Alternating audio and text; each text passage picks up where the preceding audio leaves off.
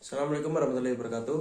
Perkenalkan, nama saya Safar Ahmad Branto dari kelas S1 TS Blue B, NIM 2211101043. Pada kesempatan kali ini saya akan menjelaskan program coding Python, yaitu searching dan hashing.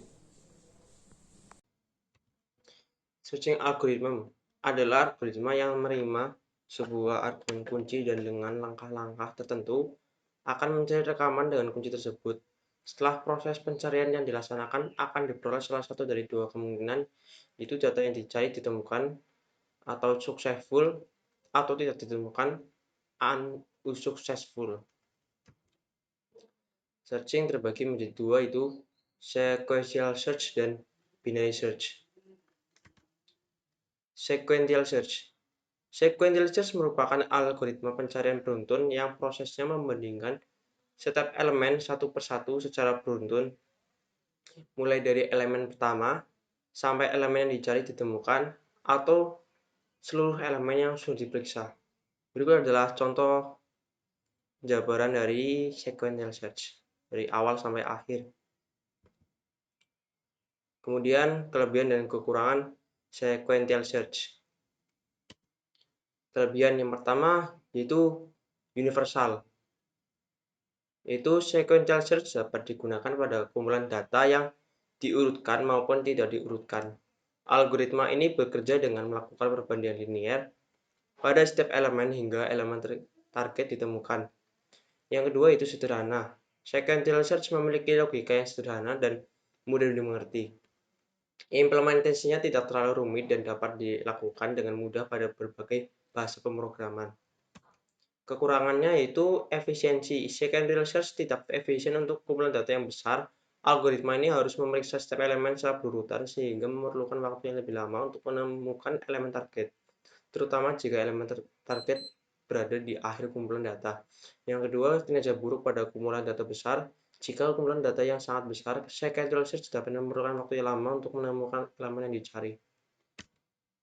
Binary search yaitu digunakan untuk mencari list pada list yang telah terurus sebelumnya atau order list. Algoritma ini dimulai dengan memeriksa item yang lokasinya di tengah list. Algoritma pencarian data dari array yang cara kerjanya adalah membagi dua dari banyak data array terus menerus sampai datanya ditemukan. Kelebihan dan kekurangan binary search. Kelebihan pertama yaitu efisiensi. Binary search sangat efisien untuk mencari elemen dalam kumpulan data yang diurutkan, karena setiap langkahnya membagi kumpulan data jadi setengahnya. Waktu yang diperlukan untuk menemukan elemen target cenderung cepat, terutama untuk kumpulan data yang besar. Yang kedua, keefektifan. Binary search bekerja dengan baik untuk kumpulan data yang diurutkan dan memerlukan sedikit operasi perbandingan. Hal ini mengurangi jumlah langkah yang diperlukan untuk menemukan elemen yang dicari. Yang ketiga itu implementasi yang mudah.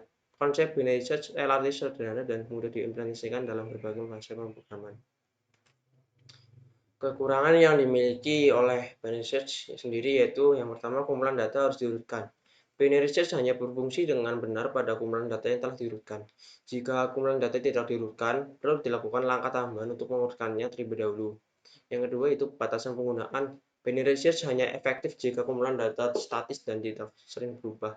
Jika kumpulan data sering mengalami perubahan atau penyisipan deletion element, struktur data lain seperti pohon pencarian biner mungkin lebih sesuai. Berikut contoh penerapan pada binary search. Yang mencarinya itu pada tengah bilangan sendiri sampai ke kanan sampai selesai. Setelah itu ada hashing. Hashing terbagi menjadi dua, yaitu table hash dan collision resolution. Dan collision resolution ada dua lagi, yaitu linear probing dan quadratic probing. Table hash. Table hash adalah kumpulan sistem yang disimpan sedemikian rupa sehingga mudah untuk menemukannya. Setiap posisi table hash sering disebut slot dan dapat menampung item dan diberi nama dengan nilai integer mulai dari 0. Fungsi hash banyak sekali digunakan untuk mempercepat pencarian dalam tabel data atau membandingkan dari setiap dalam basis data. Collision resolution. Teknik collision resolution adalah teknik atau strategi yang digunakan dalam struktur data hash table untuk menangani situasi ketika dua atau lebih kunci cache memiliki nilai hash yang sama atau collision. Collision terjadi ketika dua atau lebih elemen harus ditempatkan di slot yang sama dalam hash table. Tujuan dari collision resolution adalah memastikan bahwa setiap elemen yang masuk memiliki tempat yang unik dalam hash table. Setelah itu linear popping dan quadratic popping. Linear popping sendiri adalah salah satu metode dari open addressing yang digunakan dalam collision resolution pada struktur data hash table. Ketika terjadi collision atau benturan, yaitu saat dua atau lebih kunci hash jatuh pada slot yang sama dalam hash table. Metode linear probing mencoba menempatkan elemen yang bertabrakan ke slot berikutnya secara sekuensial hingga menemukan slot yang kosong. Setelah itu quadratic popping. Quadratic popping yaitu metode lain dari open addressing yang digunakan dalam collision resolution pada struktur data hash table ketika terjadi collision atau benturan di slot hash tertentu. Metode quadratic popping mencoba menempatkan elemen yang bertabrakan ke slot lain dengan menggunakan lonjakan kuadratik berdasarkan fungsi hash. Oke, setelah ini saya akan mencontohkan codingan yang saya buat atau program yang saya buat. Saya akan menjelaskan tentang program yang saya buat. Yang di sini adalah saya membuat table hashing ya. Yang pertama ini ada class hash table, itu untuk mendefinisikan kelas hash table untuk table hashing. Setelah itu di sini ada dev init, yaitu metode khusus yang akan dijalankan objek dari kelas hash table dibuat. Metode ini akan menganalisis atribut size dengan nilai 10 dan tabel dengan list kosong. Setelah itu dev hash function self dalam kurung self, key itu digunakan untuk menghasilkan nilai hash berdasarkan kunci yang diberikan. Metode ini menggunakan operasi modulo persen untuk mendapatkan sisa pembagian kunci dengan ukuran tabel. Setelah itu ada dev insert save key value, itu untuk memasukkan data ke dalam tabel hashing. Setelah itu ada dev search self key. Fungsi dev search self key itu untuk mencari data berdasarkan kunci. Setelah itu ada dev delete, itu untuk menghapus data ya, untuk menghapus data yang berdasarkan kunci yang dimasukkan. Nah, ini hash table yang dimasukkan untuk ini objek-objek ya yang dari kelas hash table yang akan dimasukkan. Setelah itu yang terakhir hash table delete. Ini menghapus data dengan kunci 1 dari table hashing. Maka output yang dihasilkan yaitu A, B, C, D, dan non. Setelah itu yang kedua itu sequential search yang saya buat. Pertama di sini ada fungsi dev sequential search dalam kurung r_target. Ini untuk mendefinisikan fungsi sequential search yang menerima dua parameter yaitu r sebagai area yang akan dicari dan target sebagai elemen yang dicari.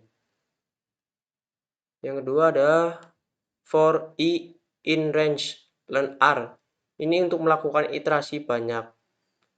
Untuk melakukan iterasi ya sebanyak jumlah elemen.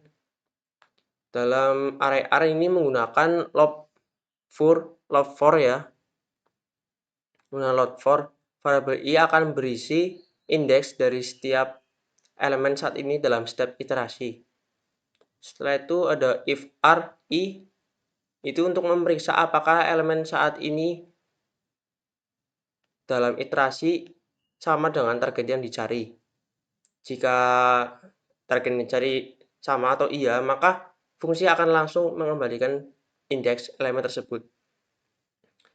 Setelah itu ada return i1, itu jika semua elemen dalam array telah diperiksa dan tidak ada elemen yang sama dengan target, maka fungsi akan mengembalikan nilai min 1 untuk menunjukkan untuk menunjukkan target tidak ditemukan loh. Untuk bahasanya target ini tidak ditemukan dalam array karena tidak ada yang sama.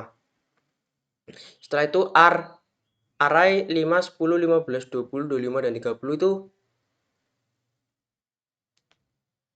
elemen yang akan dicari atau target yang akan dicari. Ya, targetnya adalah 15.